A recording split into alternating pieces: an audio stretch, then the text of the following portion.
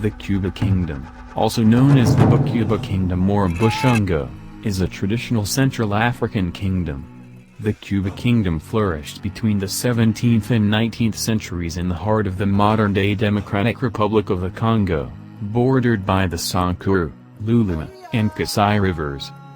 The Kuba Kingdom was a federation of several smaller Bushongo-speaking principalities, as well as the Pygmies of Kete, Coofa, Mbeengi, and Kasai Twa. The original Kuba came from the north during the 16th century. The kingdom, which still exists and is ruled by the king, includes 19 different ethnic groups. The kingdom began as a federation of several chiefdoms representing various ethnic groups, with no real central authority.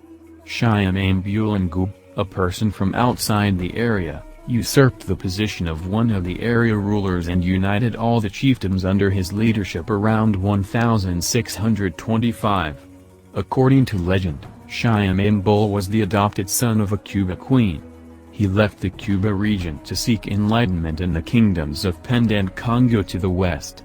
After learning everything he could from these states, he returned to Kuba to lay the political, social, and economic foundations of the empire.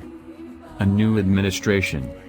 The Kuba government was reorganized toward a merit-based title system, but the aristocracy retained absolute power. The Kuba government was ruled by the Bushu clan's king, known as the Nyam. The king was accountable to a court council comprised of representatives from all Kuba subgroups, who were represented equally before the king by their elites. The kingdom had an unwritten constitution, elected political offices, a judicial system with courts and juries, a police force, a military, taxation, a significant public goods provision, and socially supportive movements. Growth.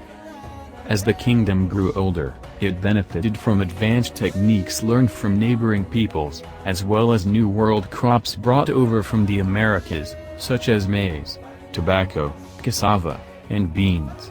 Kuba's wealth resulted in great artistic works commissioned by the Cuban nobility. The Kuba kings kept the most ornate works for court ceremonies and were buried with them. Apex. The Kuba Kingdom reached its zenith in the mid-19th century. The area was first visited by Europeans in 1884.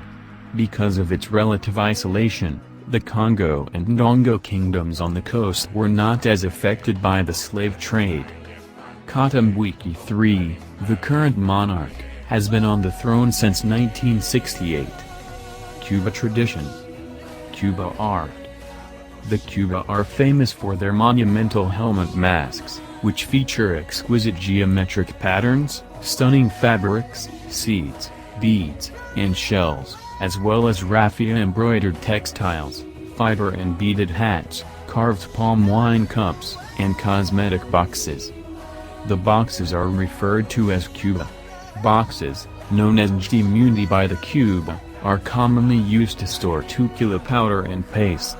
The boxes are usually shaped like a square with a faceted lid, a semicircle, also known as a half-moon, a rectangle, or a mask. They were sometimes used to hold razors for cutting raffia, hairpins, or ritual objects.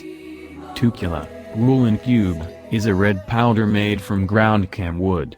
Because the color red is so important to the Kuba concept of beauty, it was used to decorate the face, hair, and chest during dances and important ceremonies, as well as to anoint bodies for burial. Tukila was also combined with other pigments to color raffia fabric. After 1700, King Shyaam, a-Mbul introduced Ndop figures, which were carved to look like the king and represent his individual reign. These figures always included the king's a-Mbul, or personal symbol, which functioned similarly to a personal standard. The carved palm wine drinking cups and ornately carved boxes are associated with competition among the Kuba's titled court members. Competition for influence was sometimes fierce in the 1880s, with half of all Bushu men holding titles, and it found expression in the elaboration of these essentially commonplace household objects into works of extraordinary beauty. Kuba mythology and religion. Bumba the Sky Father, who spewed out the sun, moon, stars, and planets, was revered by the Kuba. He also gave birth to life with the Earth Mother. However, these were distant deities, and the Kuba were more concerned with Woot, a supernatural being who named the animals and other things. Woot was the first human being and the originator of civilization. The Kuba are also referred to as the children of Woot.